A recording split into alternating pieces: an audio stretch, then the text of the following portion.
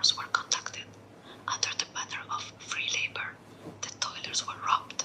The term freedom of criticism contained the same inherent falsehood. Those who are really convinced that they have advanced science would demand not freedom for the new views to continue side by side with the old, but the substitution of the old views by the new views. The cry, "Long live freedom of criticism," that is heard today too strongly calls to mind the fable of the empty barrel. We are marching in a combat group along a precipitous and difficult path, firmly holding each other by the hand. We are surrounded on all sides by enemies and are under their almost constant fire. We have combined voluntarily, especially for the purpose of fighting the enemy and not to retreat into the adjacent marsh, the inhabitants of which, right from the very outset, have reproached us with having separated ourselves into an exclusive group and with having chosen the path of struggle instead of the path of conciliation. And now, several in our crowd begin to cry out, "Let us go into this marsh." And when we begin to shame them, they retort, "How conservative you are! Are you not ashamed to deny us the right to invite you to take a better road?" Oh yes, gentlemen, you are free not only to invite us, but to go yourself wherever you will, even into the marsh. In fact, we think that the marsh is your proper place, and we are prepared to render you every assistance to get there.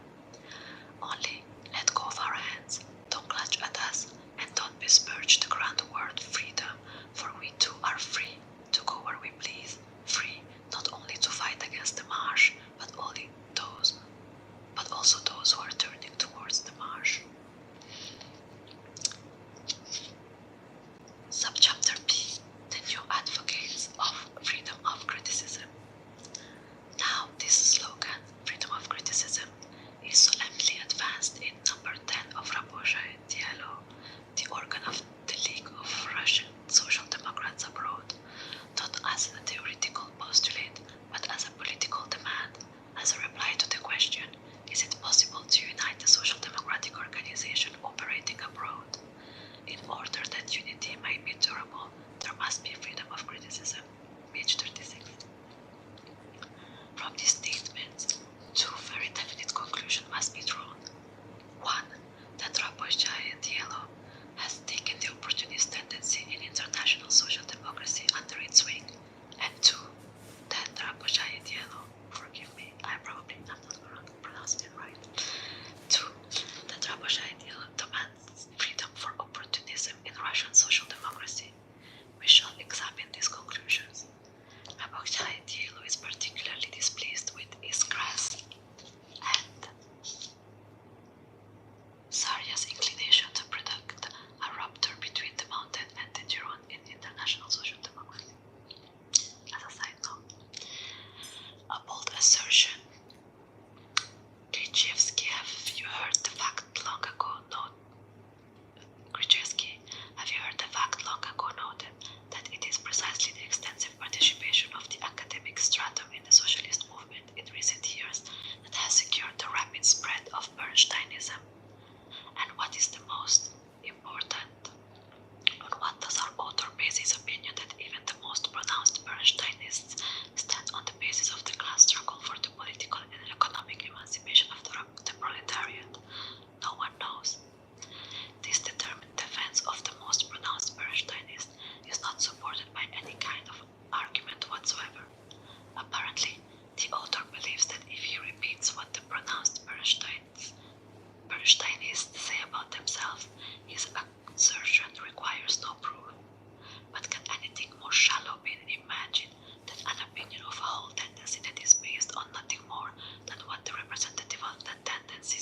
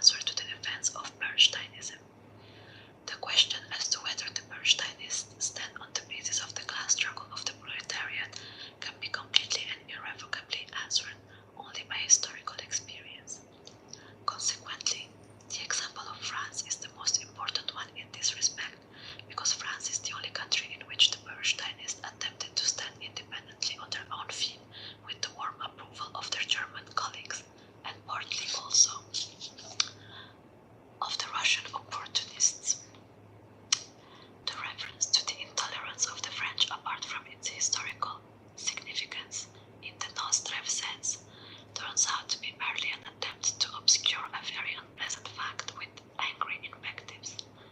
But we are not even prepared to make a present of the Germans to Qerechok and to the other numerous champions of freedom of criticism. The most pronounced Bernsteinists are still tolerated in the ranks of the German party only because they submit to the Hanover Resolution, which emphatically rejected Bernstein's amendments, and to the Lübeck Resolution, which, notwithstanding the diplomatic terms in which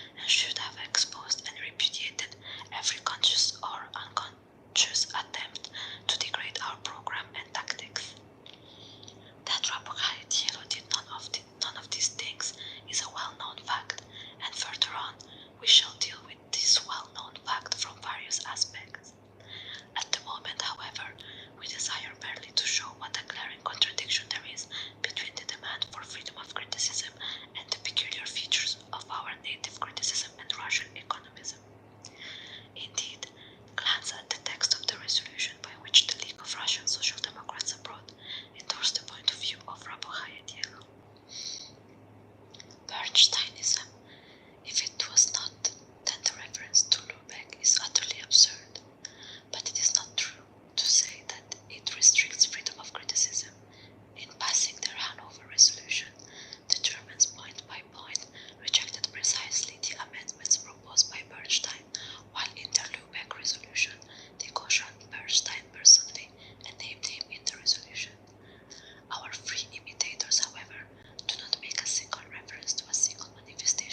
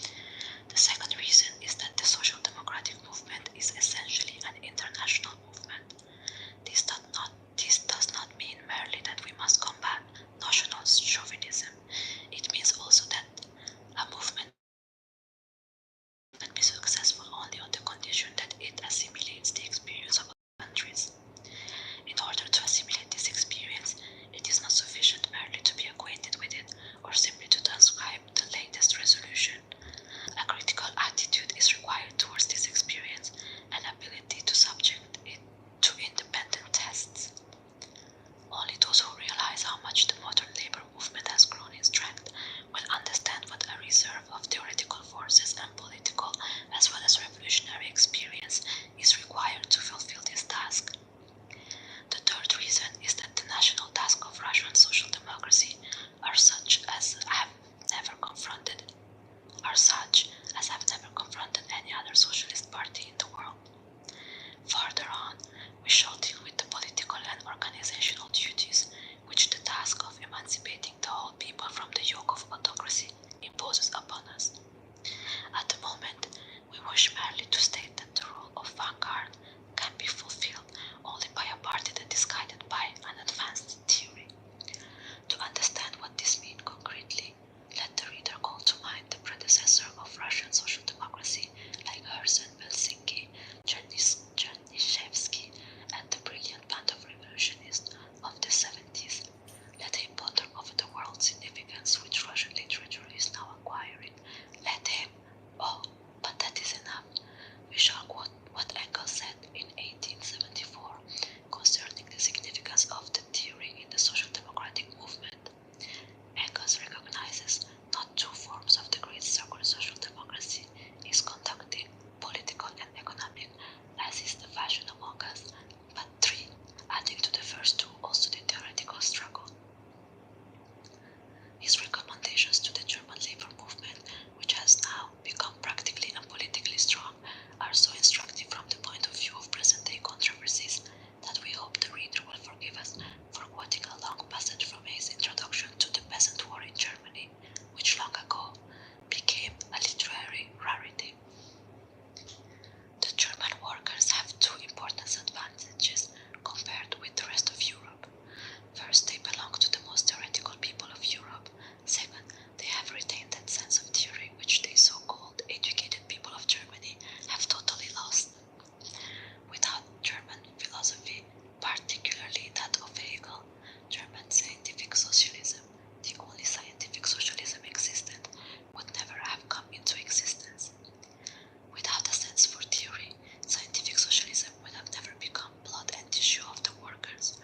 What an enormous advantage this is may be seen, on the one hand, from indifference of the English labor movement towards all theory, which is one of the reasons why it moves so slowly in spite of the splendid organization of the individual unions. On the other hand, from the mischief and confusion created by Proudhonism in its original form among the Frenchmen and Belgians, and in its caricature form as presented by Bakunin among the Spaniards and Italians. The second advantage is that, chronologically speaking, the Germans were the last to appear in the labor movement.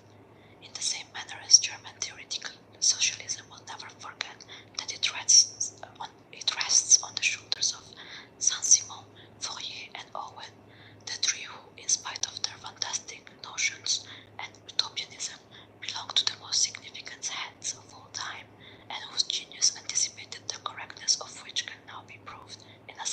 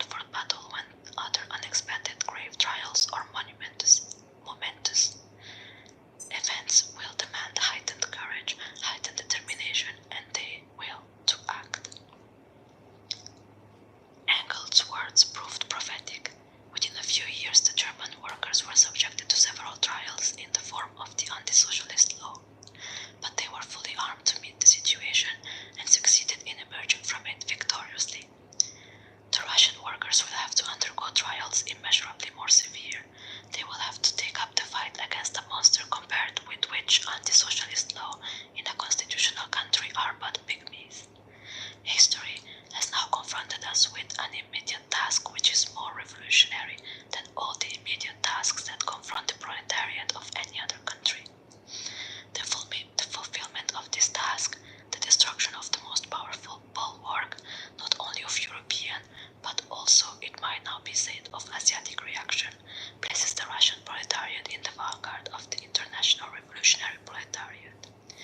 We shall have the right to count upon acquiring the honorable title already earned by our predecessors, the revolutionists of the 70s, if we succeed in inspiring our movement, which is 1,000 times wider and deeper, with the same devout determination and vigor. Congrats if you made it till the end of chapter 1 of Lenin.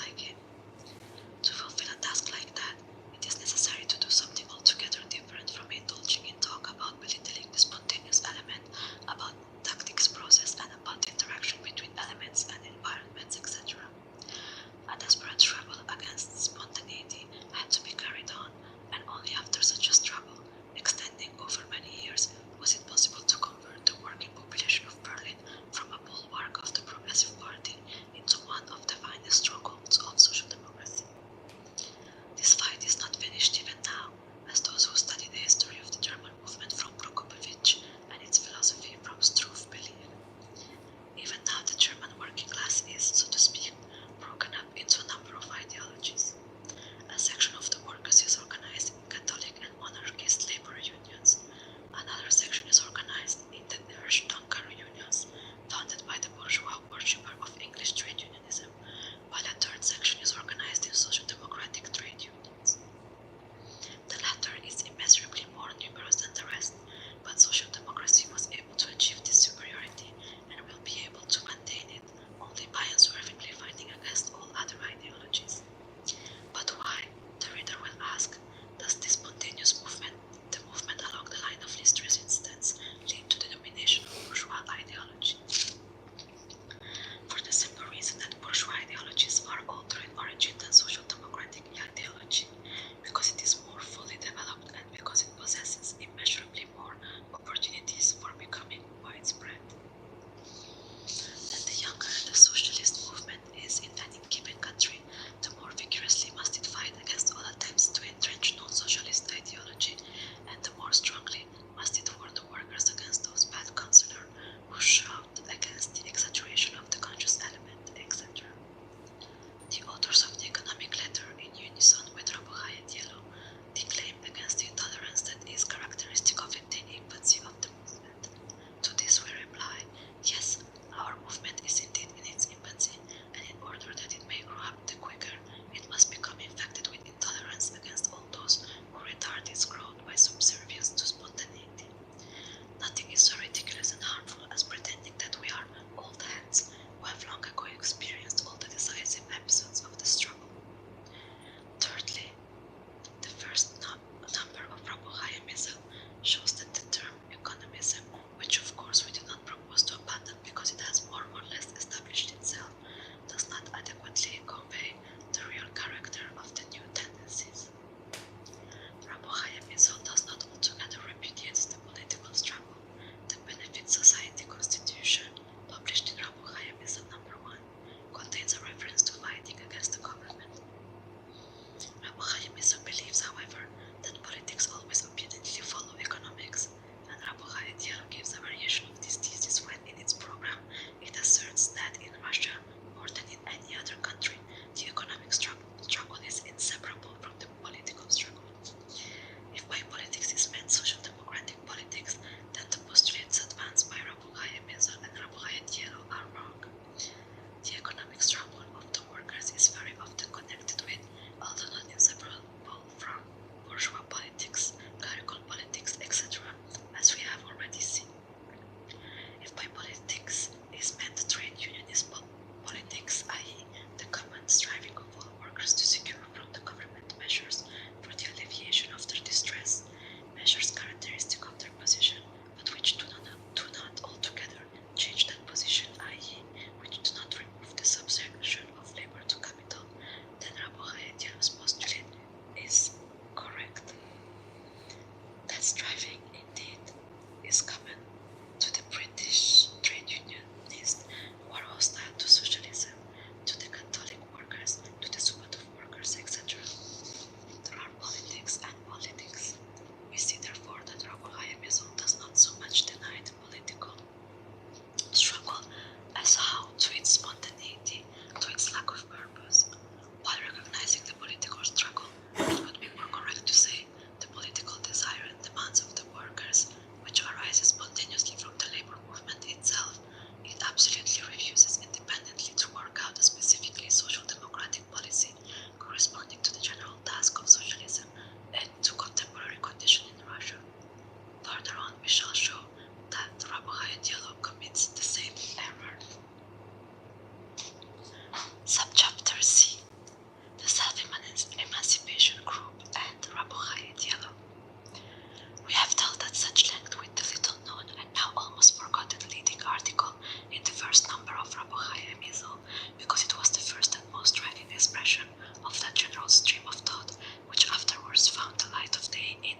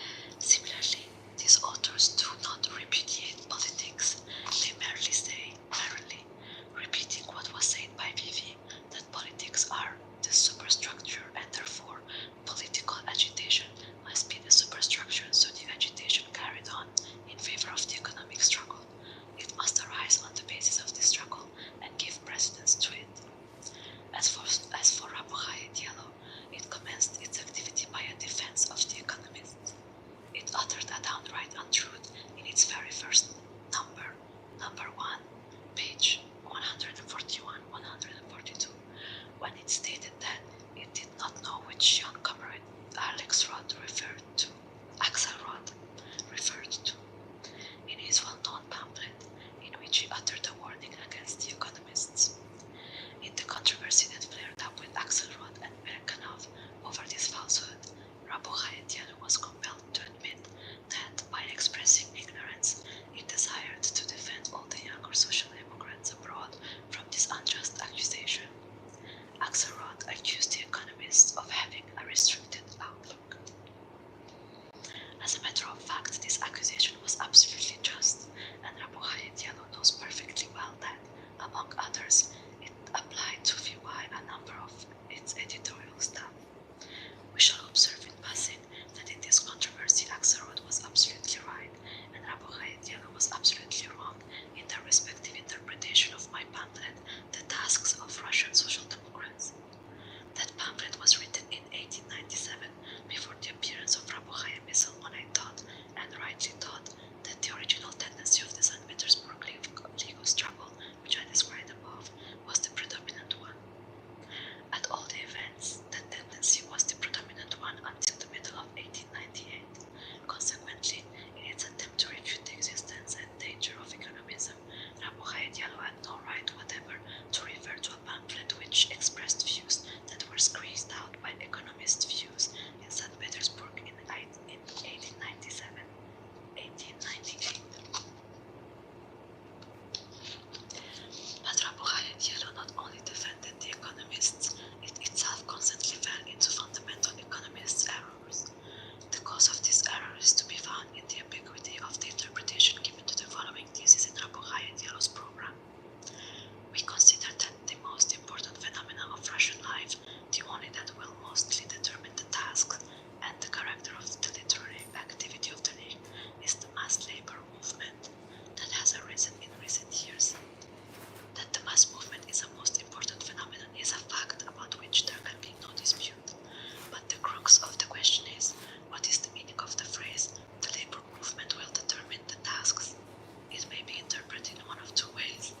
Either it means subservience to the spontaneity of this movement, i.e., reducing the role of social democracy to mere subservience to the labor movement as such, the interpretation given to it by Rabo Hayamisl, the self-emancipation group, and other economists. Or it may mean that the mass movement sets before us new theoretical, political, and organizational tasks, far more complicated than those that might have satisfied us in the period from before the rise of the mass movement. Rabo Hayatiano inclined and still inclines towards the first interpretation, for it said nothing definitely about new tasks, but argued all the time as if the mass movement relieved us of the necessity of the clearly appreciating and fulfilling the task it sets before us. We need only point out that Rabo Hayatiano considered that we could not possibly accept the overthrow of the autocracy as the first task of the mass labor movement, and that integrated this task ostensibly in the interest of the mass movement to the struggle.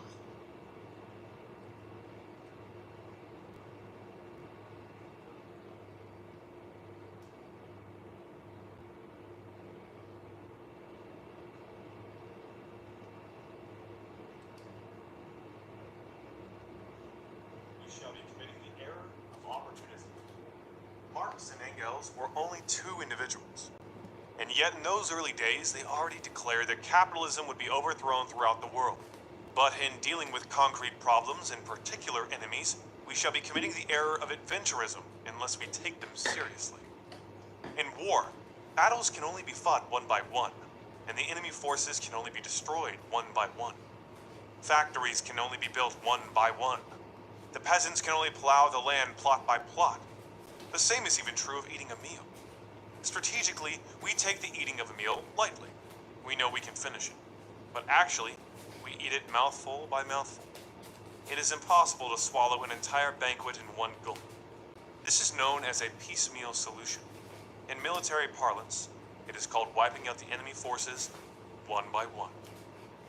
End quote. Speech at the Moscow meeting of Communist and Workers' Parties, November 18th, 1957. Quote, "It is my opinion that the international situation has now reached a new turning point. There are two winds in the world today. the east wind and the west wind. There is a Chinese saying, either the east wind prevails over the west wind, or the west wind prevails over the east wind. I believe it is characteristic of the situation today that the east wind is prevailing over the west wind. That is to say, the forces of socialism have become overwhelmingly superior to the forces of imperialism. End quote. Chapter 7. Dare to struggle and dare to win. Quote, people of the world, unite and defeat the U.S. aggressors and all their running dogs. People of the world, be courageous, dare to fight, defy difficulties, and advance wave upon wave. Then the whole world will belong to the people. Monsters of all kinds shall be destroyed. End quote. Statement supporting the people of the Congo against U.S. aggression, November 28, 1964. Quote, the Communist Party of China, having made a clear-headed appraisal of the international and domestic situation on the basis of the science of Marxism-Leninism, recognized that all attacks by the reactionaries at home and abroad had to be defeated and could be defeated. When dark clouds appeared in the sky, we pointed out that they were only temporary, that the darkness would soon pass and the sun break through. End quote. The present situation and our tasks. December 25th, 1947. Quote, historically, all reactionary forces on the verge of extinction invariably conduct a last, desperate struggle against the revolutionary forces, and some revolutionaries are apt to be deluded for a time by this phenomenon of outward strength but inner weakness, failing to grasp the essential fact that the enemy is nearing extinction while they themselves are approaching victory. End quote.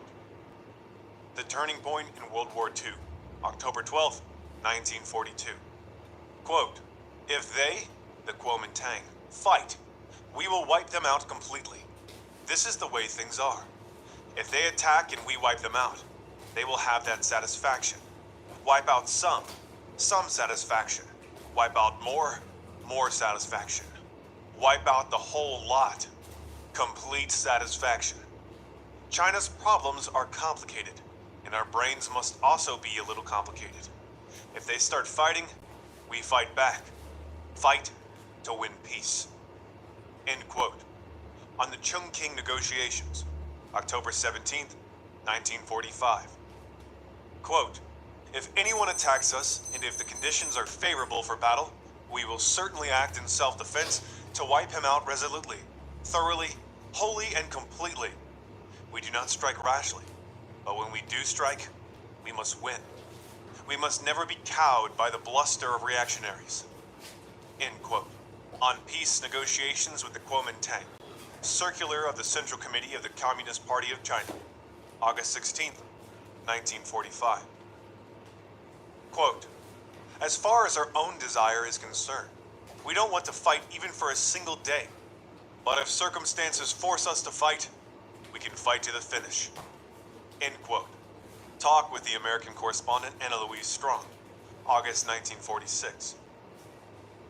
Quote, we are for peace, but so long as U.S. imperialism refuses to give up its arrogant and unreasonable demands and its scheme to extend aggression, the only course for the Chinese people is to remain determined to go on fighting side by side with the Korean people.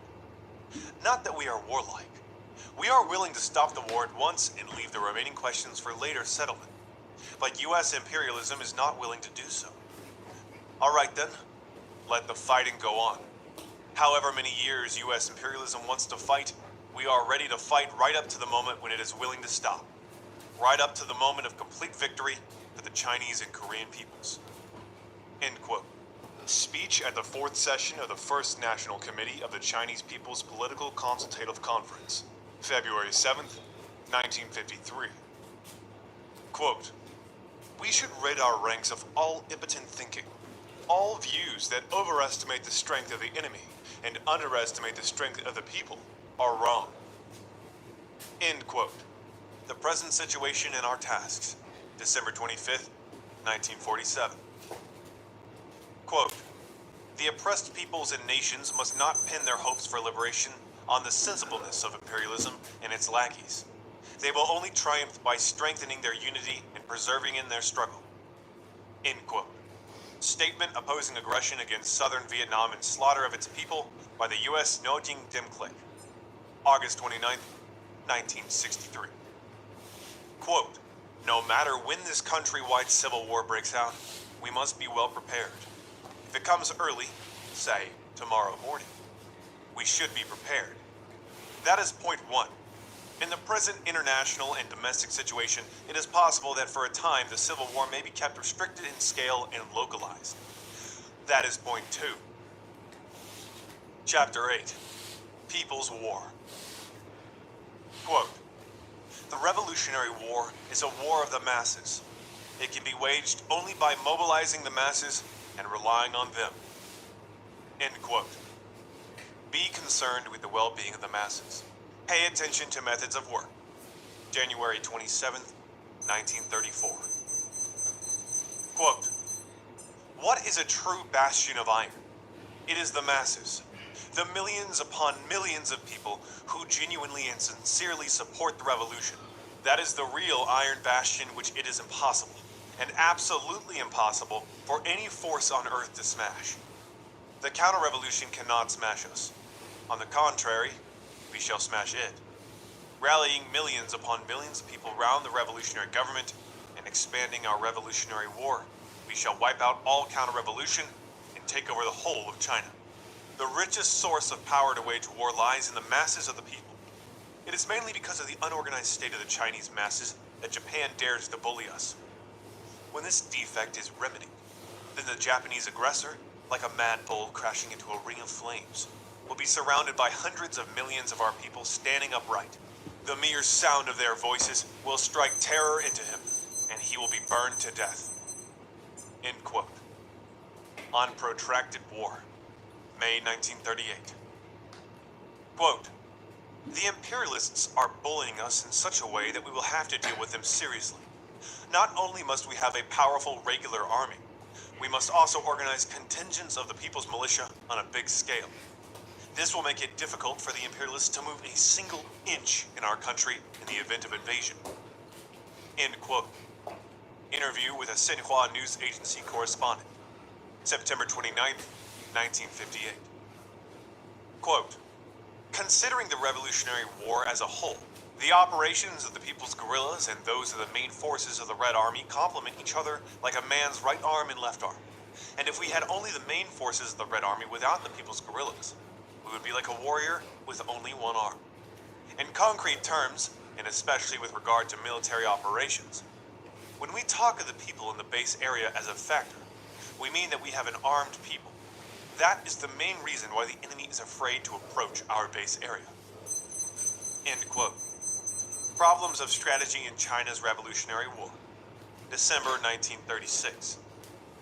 Quote, unquestionably, victory or defeat in war is determined mainly by the military, political, economic, and natural conditions on both sides. But not by these alone. It is also determined by each side's subjective ability in directing the war. In his endeavor to win a war, a military strategist cannot overstep the limitations imposed by the material conditions. Within these conditions, however, he can and must strive for victory. The stage of action for a military strategist is built upon objective material conditions. But on that stage, he can direct the performance of many a drama, full of sound and color, power and grandeur. The object of war is specifically to preserve oneself and destroy the enemy. To destroy the enemy means to disarm him or deprive him of the power to resist. It does not mean to destroy every member of his forces physically. In ancient warfare, the spear and the shield were used. The spear to attack and destroy the enemy, and the shield to defend and preserve oneself.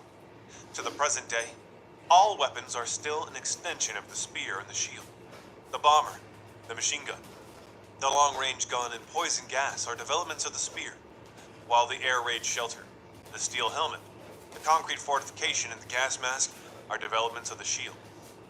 The tank is a new weapon combining the functions of both spear and shield. Attack is the chief means of destroying the enemy, but defense cannot be dispensed with. In attack, the immediate object is to destroy the enemy, but at the same time it is self-preservation, because if the enemy is not destroyed, you will be destroyed. In defense, the immediate objective is to preserve yourself, but at the same time, defense is a means of supplementing attack or preparing to go over to the attack. Retreat is in the category of defense and is a continuation of defense, while pursuit is a continuation of attack. It should be pointed out that destruction of the enemy is the primary object of war, and self-preservation the secondary, because only by destroying the enemy in large numbers can one effectively preserve oneself. Therefore, attack, the chief means of destroying the enemy, is primary, while defense, a supplementary means of destroying the enemy and a means of self-preservation, is secondary. In actual warfare, the chief role is played by defense much of the time and by attack for the rest of the time. But if war is taken as a whole, attack remains primary. End quote. On Protracted War, May 1938. Quote, all the guiding principles of military operations grow out of the one basic principle, to strive to the utmost to preserve one's own strength and destroy that of the enemy. How then do we justify the encouragement of heroic sacrifice in war? Every war exacts a price, sometimes an extremely high one. Is this not in contradiction with preserving oneself? In fact, there is no contradiction at all. To put it more exactly, sacrifice and self-preservation are both opposite and complementary to each other. For such sacrifice is essential not only for destroying the enemy, but also for preserving oneself, partial and temporary non-preservation. Sacrifice, or paying the price, is necessary for the sake of general and permanent preservation. From this basic principle stems the series of principles guiding military operations, all of which, from the principles of shooting, taking cover to preserve oneself, and making full use of firepower to destroy the enemy, to the principles of strategy, are permeated with the spirit of this basic principle. All technical principles are all principles concerning tactics, campaigns, strategy represent applications of this basic principle. The principle of preserving oneself and destroying the enemy is the basis of all military principles. End quote. Problems of strategy in guerrilla war against Japan, May 1938. Quote, our principles of operation are: 1. Attack dispersed. Isolated enemy forces first. Attack concentrated, strong enemy forces later. 2. Take small and medium cities and extensive rural areas first. Take big cities later. 3. Make wiping out the enemy's effective strength our main objective. Do not make holding or seizing a city or place our main objective. Holding or seizing a city or place is the outcome of wiping out the enemy's effective strength, and often a city or place can be held or seized for good only after it has changed hands a number of times. 4. In every battle, concentrate an absolutely superior force. 2, 3, 4, and sometimes even 5 or 6 times the enemy's strength. Encircle the enemy forces completely. Strive to wipe them out thoroughly, and do not let any escape from the net. In special circumstances, use the method of dealing the enemy crushing blows. That is, concentrate all our strength to make a frontal attack and an attack on one or both of his flanks, with the aim of wiping out one part and routing another so that our army can swiftly move its troops to smash other enemy forces. Strive to avoid battles of attrition, in which we lose more than we gain or only break even. In this way, although inferior as a whole, in terms of numbers, we shall be absolutely superior in every part, in every specific campaign, and this ensures victory in the campaign. As time goes on, we shall become superior as a whole and eventually wipe out all the enemy. 5. Fight no battle unprepared. Fight no battle you are not sure of winning. Make every effort to be well prepared for each battle. Make every effort to ensure victory in the given set of conditions as between the enemy and ourselves. 6. Give full play to our style of fighting. Courage in battle. No fear of sacrifice. No fear of fatigue. And continuous fighting. That is, fighting successive battles in a short time without rest. 7. Strive to wipe out the enemy when he's on the move. At the same time, Pay attention to the tactics of positional attack and capture enemy fortified points and cities. 8. With regard to attacking cities, resolutely seize all enemy fortified points and cities which are weakly defended. At opportune moments, seize all enemy fortified points and cities defended with moderate strength, provided circumstances permit. As for all strongly defended enemy fortified points and cities, wait till conditions are ripe, and then take them. 9. Replenish our strength with all the arms and most of the personnel captured from the enemy.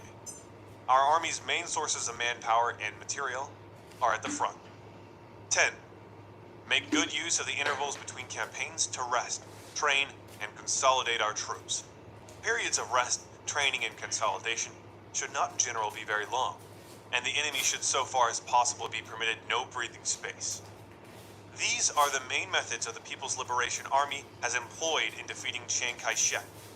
They are the result of the tempering of the People's Liberation Army in long years of fighting against domestic and foreign enemies and are completely suited to our present situation. Our strategy and tactics are based on a people's war. No army opposed to the people can use our strategy and tactics. End quote. The present situation and our tasks. December 25th, 1947. Quote, without preparedness, superiority is not real superiority, and there can be no initiative either. Having grasped this point, a force which is inferior but prepared can often defeat a superior enemy by surprise attack. End quote. On Protracted War, May 1938.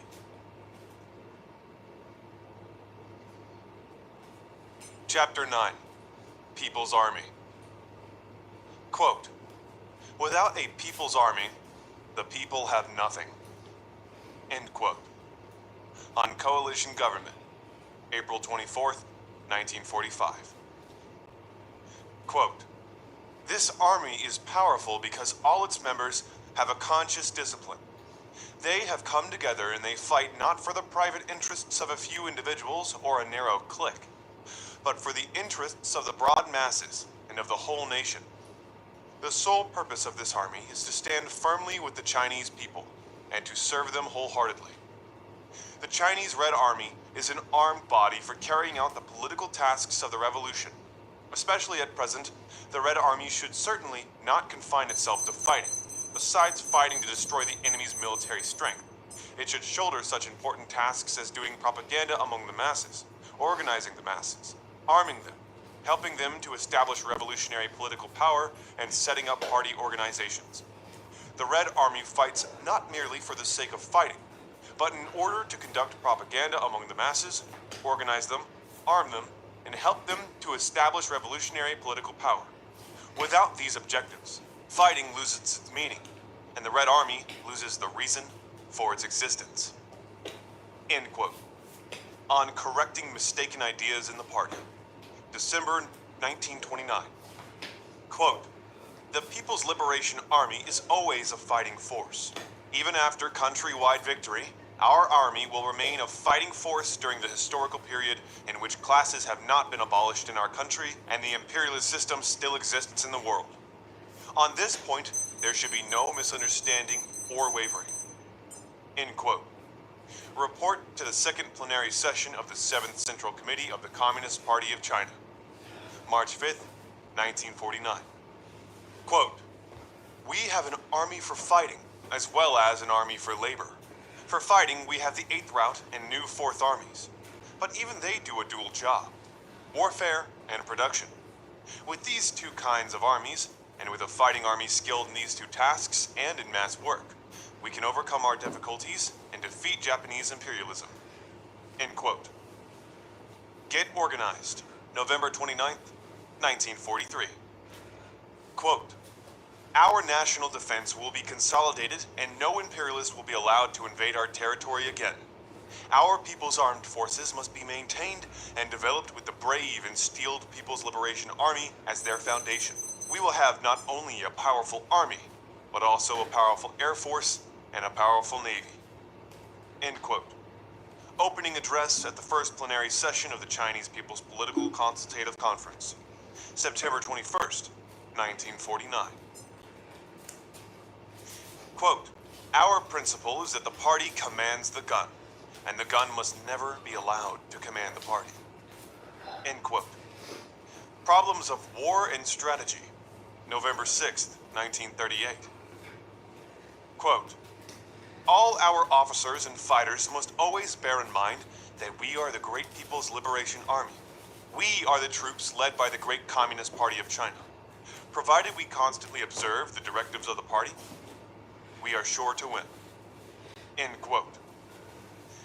Manifesto of the Chinese People's Liberation Army, October 1947. Chapter 10. Leadership of Party Committees. Quote, the party committee system is an important party institution for ensuring collective leadership and preventing any individual from monopolizing the conduct of affairs.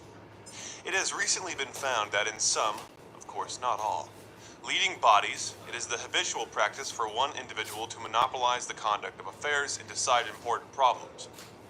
Solutions to important problems are decided not by party committee meetings, but by one individual, and membership in the party committee has become nominal. Differences of opinion among committee members cannot be resolved and are left unresolved for a long time. Members of the party committee maintain only formal, not real unity among themselves. This situation must be changed. From now on, a sound system of party committee meetings must be instituted in all leading bodies, from the regional bureaus of the Central Committee to the prefectural party committees, from the party committees of the fronts to the party committees of brigades and military areas, subcommissions of the Revolutionary Military Commission or leading groups, and the leading party members' groups in governing bodies, people's organizations, the news agency, and the newspaper offices. All important problems, of course not the unimportant trivial problems, or problems whose solutions have already been decided after discussion at meetings and need only be carried out, must be submitted to the committee for discussion, and the committee members present should express their views fully and reach definite decisions which should then be carried out by the members concerned. Party committee meetings must be divided into two categories: standing committee meetings and plenary sessions, and the two should not be confused. Furthermore, we must take care that neither collective leadership nor personal responsibility is overemphasized to the neglect of the other. In the Army, the person in command has the right to make emergency decisions during battle and when circumstances require. End quote. On strengthening the party committee system, September 20th, 1948. Quote, the secretary of a party committee must be good at being a squad leader. A party committee has 10 to 20 members. It is like a squad in the Army, and the secretary is like the squad leader. It is indeed not easy to lead this squad well. Each regional bureau or sub-regional bureau of the Central Committee now leads a vast area and shoulders very heavy responsibilities. To lead means not only to decide general and specific policies, but also to devise correct methods of work. Even with correct general and specific policies, troubles may still arise if methods of work are neglected. To fulfill its task of exercising leadership, a party committee must rely on its squad members and enable them to play their parts to the full. To be a good squad leader, the secretary should study hard and investigate thoroughly. A secretary or deputy secretary will find it difficult to direct his squad well if he does not take care to do propaganda and organizational work among his own squad members, is not good at handling his relations with committee members, or does not study how to run meetings successfully. If the squad members do not march in step, they can never expect to lead tens of millions of people and fighting in construction. Of course, the relation between the secretary and the committee members is one in which the minority must obey the majority. So it is different from the relation between a squad leader and his men. Here we speak only by way of analogy. End quote. Methods of work of party committees, March 13th, 1949. Quote, place problems on the table. This should be done not only by the squad leader, but by the committee members too. Do not talk behind people's backs. Whenever problems arise, call a meeting. Place the problems on the table for discussion. Take some decisions and the problems will be solved. If problems exist and are not placed on the table, they will remain unsolved for a long time and even drag on for years. The squad leader and the committee members should show understanding in their relations with each other. Nothing is more important than mutual understanding, support, and friendship between the secretary and the committee members. between the Central Committee and its regional bureaus, and between the regional bureaus and the area party committees. Exchange information. This means that members of a party committee should keep each other informed and exchange views on matters that have come to their attention. This is of great importance in achieving a common language. Some fail to do so, and, like the people described by Lao Tzu, do not visit each other all their lives, though the crowning of their cocks and the barking of their dogs are within hearing of each other. The result is that they lack a common language. Ask your subordinates about matters you don't understand or don't know, and do not lightly express your approval or disapproval. We should never pretend to know what we don't know. We should not feel ashamed to ask and learn from people below, and we should listen carefully to the views of the cadres at the lower levels. Be a pupil before you become a teacher. Learn from the cadres at the lower levels before you issue orders. What the cadres at the lower levels say may or may not be correct. After hearing it, we must analyze it. We must heed the correct views and act upon them. Listen also to the mistaken views from below. It is wrong not to listen to them at all. Such views, however, are not to be acted upon, but to be criticized. Learn to play the piano. In playing the piano, all 10 fingers are in motion. It won't do to move some fingers only and not others. But if all 10 fingers press down at once, there is no melody. To produce good music, the 10 fingers should move rhythmically and in coordination. A party committee should keep a firm grasp on its central task and at the same time around the central task. It should unfold the work in other fields. At present, we have to take care of many fields. We must look after the work in all the areas, armed units, and departments, and not give all our attention to a few problems, to the exclusion of others. Wherever there is a problem, we must put our finger on it, and this is a method we must master. Some play the piano well and some badly, and there is a great difference in the melodies they produce. Members of party committees must learn to play the piano well. Grasp firmly. That is to say, the party committee must not merely grasp, but must grasp firmly its main tasks. One can get a grip on something only when it is grasped firmly, without the slightest slackening. Not to grasp firmly is not to grasp at all. Naturally, one cannot get a grip on something with an open hand. When the hand is clenched as if grasping something but is not clenched tightly, there is still no grip. Some of our comrades do grasp the main tasks, but their grasp is not firm, and so they cannot make a success of their work. It will not do to have no grasp at all, nor will it do if the grasp is not firm. Have a head for figures. That is to say, we must attend to the quantitative aspect of a situation or problem and make a basic quantitative analysis. Every quality manifests itself in a certain quantity, and without quantity, there can be no quality. To this day, many of our comrades still do not understand that they must attend to the quantitative aspect of things, the basic statistics, the main percentages, and the quantitative limits that determine the qualities of things. They have no figures in their heads, and as a result cannot help making mistakes. Notice to reassure the public. Notice of meetings should be given beforehand. This is like issuing a notice to reassure the public, so that everybody will know what is going to be discussed and what problems are to be solved and can make timely preparations. In some places, meetings of cadres are called without first preparing reports and draft resolutions, and only when people have arrived for the meeting are makeshifts improvised. This is just like the saying, troops and horses have arrived, but food and fodder are not ready. And that is no good. Don't call a meeting in a hurry, the preparations are not completed. Fewer and better troops, and simpler administration. Talks, speeches, articles, and resolutions should all be concise and to the point. Meetings also should not go on too long. Pay attention to uniting and working with comrades who differ with you. This should be borne in mind both in the localities and in the army. It also applies to relations with people outside the party. We have come together from every corner of the country and should be good at uniting in our work not only with comrades who hold the same views as we, but also with those who hold different views. Guard against arrogance. For anyone in a leading position, this is a matter of principle and an important condition for maintaining unity. Even those who have made no serious mistakes and have achieved very great success in their work should not be arrogant. Draw two lines of distinction. First, between revolution and counter-revolution, between Yunan and Xian. Some do not understand that they must draw this line of distinction. For example, when they combat bureaucracy, they speak of Yunan as though nothing is right. They speak of Yunan as though nothing is right there, and fail to make a comparison and distinguish between the bureaucracy in Yunan and the bureaucracy in Xi'an. This is fundamentally wrong.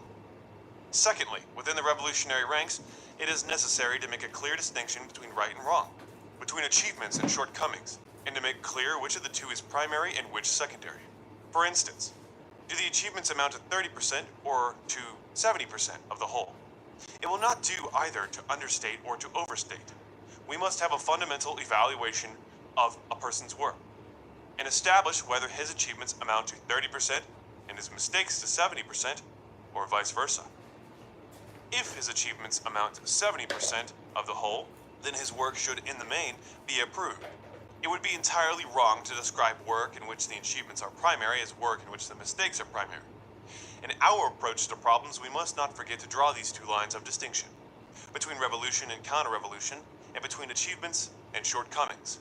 We shall be able to handle things well if we bear these two distinctions in mind. Otherwise, we shall confuse the nature of the problems. To draw these distinctions well, careful study and analysis are of course necessary. Our attitude towards every person and every matter should be one of analysis and study. In the sphere of organization, ensure democracy under centralized guidance. It should be done on the following lines. 1. The leading bodies of the party must give a correct line of guidance and find solutions when problems arise, in order to establish themselves as centers of leadership. 2.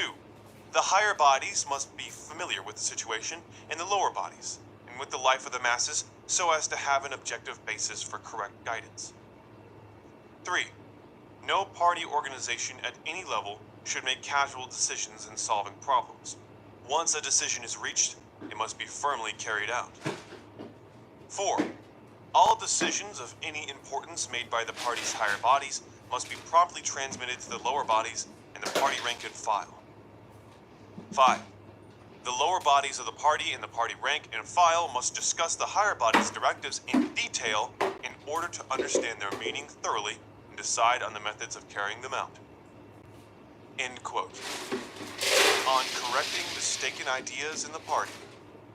December 1929.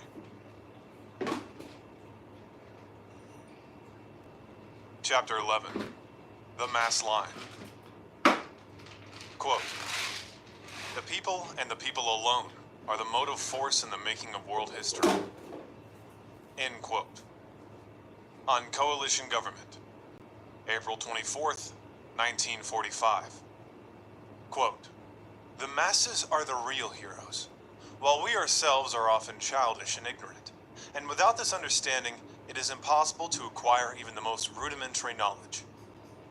End quote.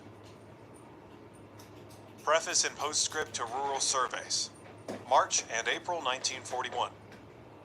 Quote, the masses have boundless creative power. They can organize themselves and concentrate on places and branches of work where they can give full play to their energy. They can concentrate on production in breadth and depth and create more and more welfare undertakings for themselves. End quote. Introductory note to surplus labor has found a way out. 1955.